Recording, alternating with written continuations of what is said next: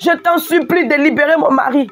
C'est un jeune, il n'a rien fait. Le seul problème qu'il a eu, c'est de porter le treillis ivoirien comme un soldat. C'est de soulever le drapeau ivoirien. C'est pas un rebelle, c'est un militaire. Il travaille au service de tout le monde.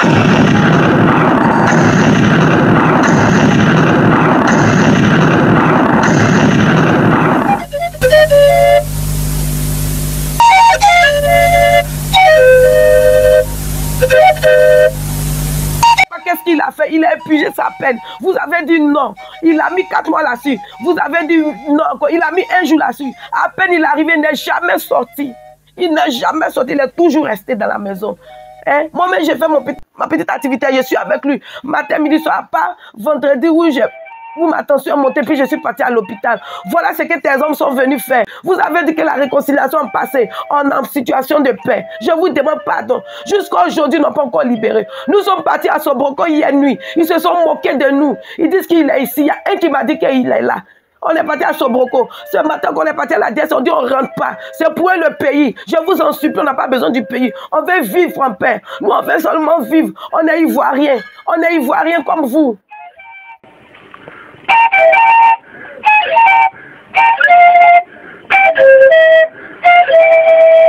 Je suis l'épouse du lieutenant Bawa Félicien. C'est Baya Anastasie. Tout a commencé d'abord depuis 2013 où je fus arrêtée à Bobo Avocaté par un cortège de 4 personnes, de 4 voitures du moins, et puis entraînée avec mon fils de 2 mois et quelques jours. Nous sommes partis à la DST. C'est là tout commence. Et mon mari fut arrêté. On m'enlevait mon enfant et puis on m'envoie une chose comme on appelle même à la MACA. Mais je fais 5 jours à la DST avec mon bébé. Et en 2000, juste après les fêtes, mon mari aussi fut arrêté. Je fus condamnée, puisque là j'ai eu un entretien même direct avec le ministre Anbak, plus le directeur de la police, M. Kouyaté, qui a pris mon enfance avec un pied, la tête en bas, et qui a dit qu'il allait envoyer l'enfant à l'orphelinat. J'ai même été battue devant le ministre Ahmed Bakayoko par M. Kouyaté. Après tout ça, ils m'ont déféré à la MACA où j'ai fait 6 mois. Après ces 6 mois, ils m'ont libéré. Pareil pour mon mari, il a fait 6 mois à la DST. 6 mois dans une prison où, comme on peut, un isolement, voilà. Après cet isolement, ils l'ont envoyé à Toumoudi. De Toumoudi, quand moi j'ai été libéré, ils l'ont ramené à la DST. Et quand on l'a ramené à la MACA, quand on l'a envoyé à la MACA, là, il n'y a pas eu de cortège, il n'y a pas eu de voiture de prisonniers. Ils l'ont pris avec un petit monsieur qu'on dit qui va le surveiller, un homme qui fait 1m92. Ils l'ont mis dans le cas de UTB. Et il est descendu à Yopougon-Sipores. De Yopougon-Sipores, il a pris le compteur avec le monsieur, puis il est parti. Donc si c'était un déserteur, un officier qu'on accompagne, qu'on escorte, c'est pas dans le cas de UTB, puis ils vont payer son ticket 4500. Mais malgré ça, il est rentré dans la prison. Et puis il a duré. Il a fait plus de 10 ans. Normalement, il devait être libéré le 30 janvier. Ils ont refusé de... Normalement, si son MD, pour ceux qui connaissent, il devait être libéré le 30 janvier 2024. Ils ont refusé en disant non. Eux, ils ne prennent pas pour les militaires en compte. Eux prennent pour les civils. C'est maintenant pour les civils commencent. Donc, ils ont ajouté 4 mois de plus qui faisaient où il devait sortir le 25 avril. Le 25 avril arriva, ils disent qu'ils ont perdu les papiers, qu'ils n'ont pas les papiers. Et ça commence à faire un tapage au milieu d'eux. Il est sorti 2 jours après, le 27 avril. Le 27 avril, qui fait le vendredi. Et hier, aux environs de 19h, moi j'étais vraiment malade parce que depuis enfant, c'est ici qui était à l'hôpital, je faisais la tension 24. Je faisais, parce que tellement, ils m'ont tellement limé. Pendant que j'étais en détention en 5 jours à la DST, ça m'a créé une insuffisance rénale dysfonctionnelle. Donc jusqu'au jour d'aujourd'hui, je souffre de ça. Je ne fais que prendre des poches de sang chaque mois. Et ça a repris encore dans cette joie. Je suis parti à l'hôpital, mon docteur m'a consulté. J'ai dit comme ça va un peu à 17, 18, je suis rentré à la maison. J'étais couché dedans, il était mes frères. en train de faire une cérémonie. Et j'attends. Couchez-vous, couchez-vous, couchez-vous. C'est la police, couchez-vous. 19h. 19h. Coucher, donc ils ont fait coucher tout le monde. Je ne pouvais pas me lever avec la tension qui montait. Donc j'étais couché avec mes mamans. Ils ont fait coucher même mon bébé, mon plus petit, qu'ils avaient détenu pendant 5 jours à la DSO. Aujourd'hui, qui a 11 bientôt, mais il a 12 ans même. Il a 12 ans parce que c'est le mois prochain qu'il va avoir ses 12 ans. Et ils ont repris cet enfant encore. Donc braqué l'âme sur l'enfant. Puis ils ont dit où est son épouse. Et il y a un qui avait les drogues, qui était un peu court, trop zélé, qui allait me tirer. Parce que la robe que j'ai portée depuis, je ne l'ai même pas encore enlevée, qui allait me tirer, venez. Et j'étais à 4 pattes et puis je suis arrivé au salon. Quand je suis arrivé au salon, je lui ai demandé, mais monsieur, qu'est-ce qui se passe? Il dit, c'est une vérification. Mais c'est pas comme ça qu'on fait une vérification. Vous voulez vérifier quoi? Est-ce qu'il est vraiment sorti? Et je lui ai dit que j'ai le papier. Il m'a trimballé avec une âme sur la tête. Donne-moi le papier, donne-moi le papier. Il dit, mais vous dites que vous êtes là pour une vérification. Pendant que je parlais, il a pris le derrière du puceau parce qu'ils étaient vraiment lourdement armés.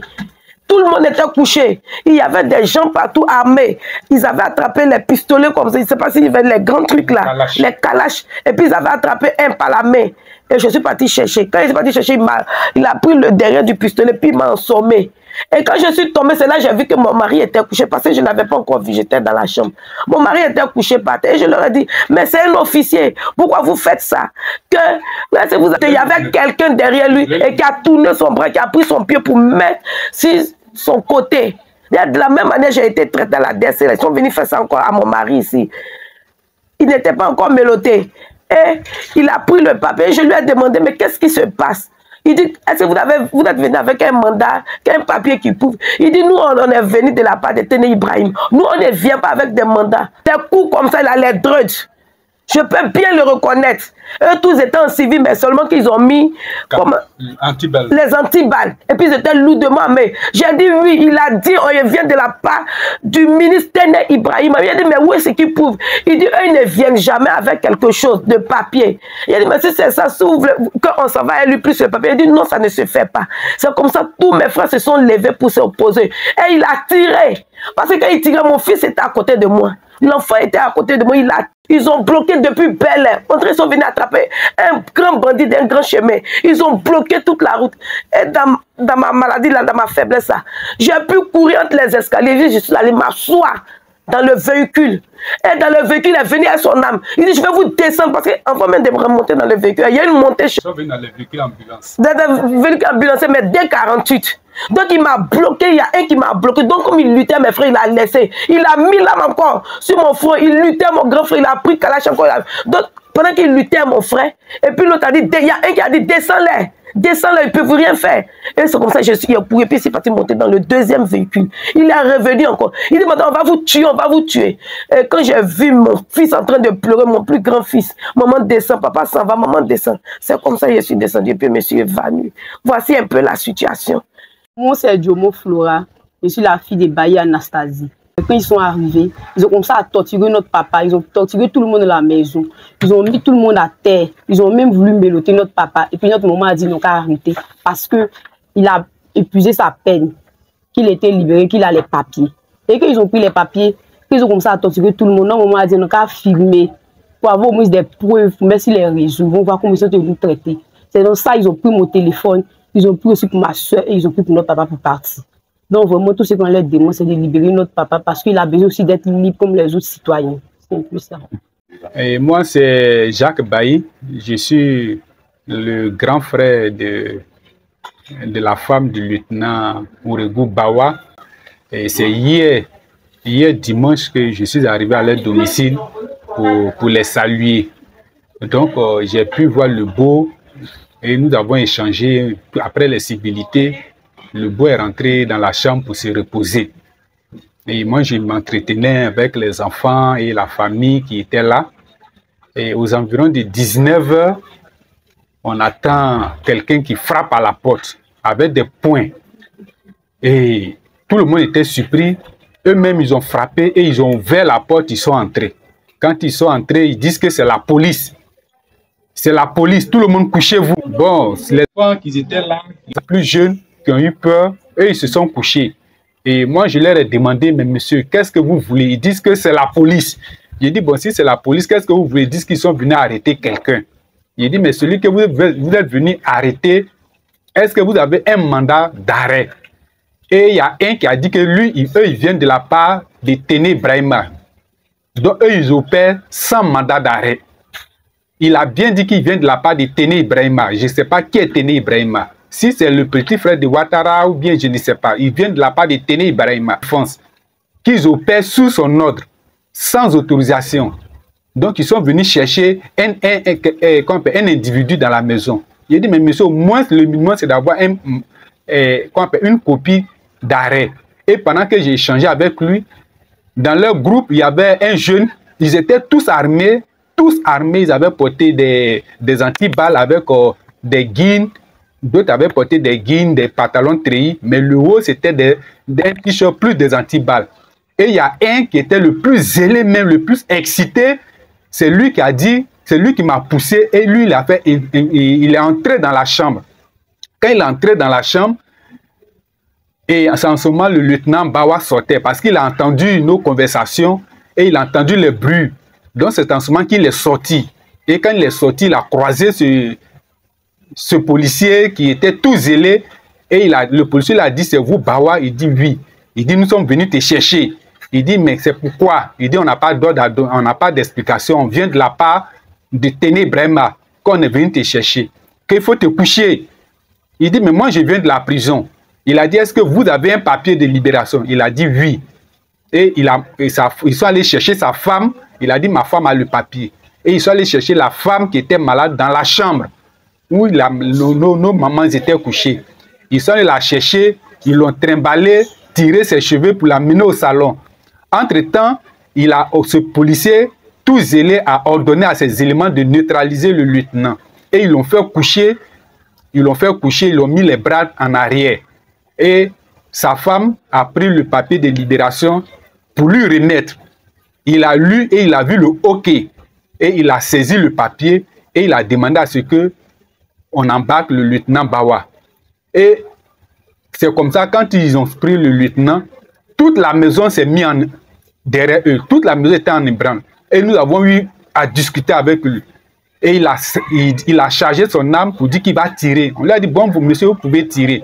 Et donc, c'est comme ça, en train d'échanger, il m'a même saisi et il a pris le bout de la calache pour taper sur ma tête. Et c'est comme ça, quand ils sont sortis avec lui, nous les avons tous suivis, tous les enfants. Ils ont même tiré même. Et le petit garçon, en tout cas, ils ont fait ce qu'ils pouvaient faire. Nous sommes partis, là, ils ont saisi le lieutenant, ils sont descendus avec lui. Lorsqu'on descendait, on a vu deux ambulances. On a identifié les plaques. Et ce qui nous a étonné, c'est que l'opération était déjà planifiée parce qu'il y avait beaucoup de militaires au dehors. Beaucoup de militaires. La circulation avait été bloquée. La circulation était bloquée depuis, comment on appelle ça, le lavage. Et il y a des militaires qui venaient maintenant vers nous pendant que nous, on était devant les véhicules pour empêcher les véhicules de partir. Donc, on empêchait les véhicules d'avancer. Et ils ont tenté de foncer. Ils étaient en train de vraiment nous faire tout ce qu'ils pouvaient faire. Et c'est comme ça qu'ils sont partis et ils ont pris le lieutenant et ils sont allés avec lui. Et jusqu'à aujourd'hui, nous n'avons aucune information. Voilà. Ils ont même pris le portable des enfants. Les portables qui étaient dans la maison, ils ont pris. Quand ils ont saisi le lieutenant Bawa, ils l'ont mis à terre, ils ont demandé son portable. Lui-même, il leur a remis son portable. Il leur a donné son portable. Il dit, voilà, c'est mon portable. Ça ne les a pas suffi. Ils ont trouvé des portables sur la table, 3 portables. Ils ont pris les portables et ils sont partis. Vraiment, nous ne savons pas à quel sein nous vouer. Nous sommes vraiment épuisés. Nous demandons à Téné Ibrahima, si c'est lui qui est à la base, qui nous ramène le lieutenant Bawa. Parce que le lieutenant Bawa, il était arrêté, il était jugé et condamné. Il a purgé sa peine. Une semaine après, on vient l'arrêter sans mandat d'arrêt. Vraiment, nous sommes dépassés si nous sommes dans un état de droit. Nous sommes dépassés. Nous attendons que vraiment qu'on nous le ramène ou qu'on nous donne les explications de son arrestation. C'est ce que nous voulons demander à M. Téné Ibrahima. Merci beaucoup.